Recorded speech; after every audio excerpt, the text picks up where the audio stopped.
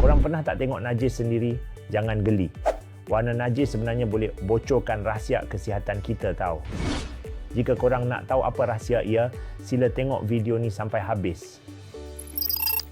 Kalau berak tu keluar warna coklat gelap macam biasa je, yang tu okey. Maksudnya badan tengah steady, sistem penghadaman pun buat kerja elok. Tapi kalau hitam gelap sangat pula, ni kena hati-hati sikit. Kalau bukan sebab makan ubat besi, mungkin ada pendarahan kat bahagian dalam perut atau usus atas. Yang keluar merah terang pula, boleh jadi buasir, boleh jadi luka kat bontot. Tapi kalau semalam baru bedal jus bit, jangan panik dulu. Kadang tu je penyebabnya. Kalau najis warna hijau, kalau makan sayur banyak, biasalah. Tapi kalau hijau, lepas tu lembik macam cirit, tu tanda usus laju sangat. Belum sempat proses betul-betul dah keluar. Jika keluar putih, kelabu, macam warna tanah liat tu, yang ni memang tak normal. Boleh jadi hati atau saluran hempedu ada masalah.